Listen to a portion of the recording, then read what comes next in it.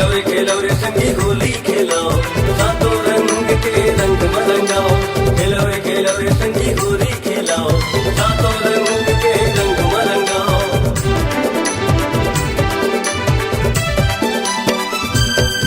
चलो होली खेलो संगवारी, आज होली हिरे, आज होली हिरे। चलो होली खेलो संगवारी, आज होली हिरे, आज होली हिरे। अपन अपन के संग जहुरिया मन, अपन अपन के संग जहुरिया मन। चूर मिलके गीत गावते होली के रे, होली के रे।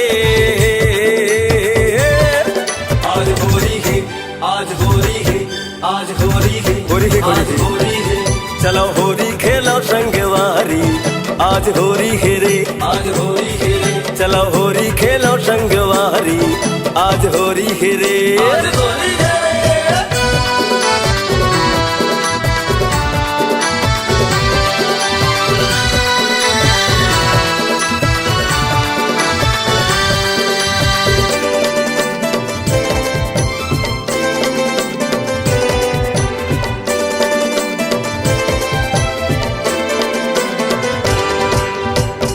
खेलो रे संगी होली खेलाओ, सातों रंग के रंग मलंगाओ।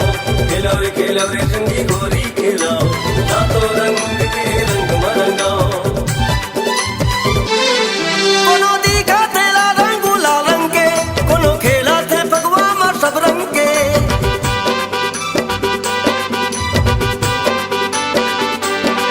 कोनो दिखा तेरा रंग गुलाल रंग के, कोनो खेला थे भगवा मार सब रंग के। अपन अपन के संग जहुरिया मन, अपन अपन के संग जहुरिया मन। चूर मिलके गीत गावते होली के रे, होली के रे। आज होली है, आज होली है, आज होली है, होली है, आज होली है।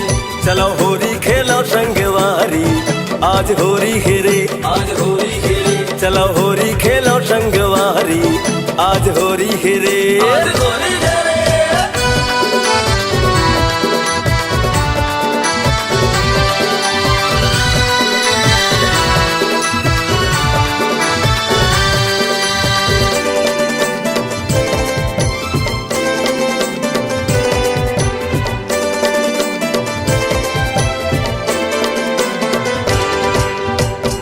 खेलो रे संगी होली खेलाओ, सातों रंग के रंग मलंगाओ। खेलो रे संगी होली खेलाओ, सातों रंग के रंग मलंगाओ।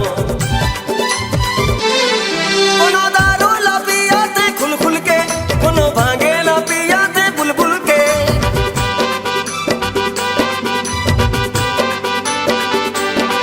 कोनो दारू ला पियाते खुल खुल के, कोनो भांगे ला पियाते बुलबुल के। अपन अपन के संग जहुरिया मन, अपन अपन के संग जहुरिया मन।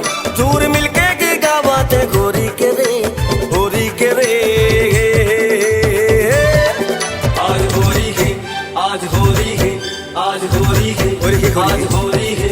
चलो होली खेलो संगवारी, आज होली है रे, आज होली है रे। चलो होली खेलो संगवारी, आज होली है रे।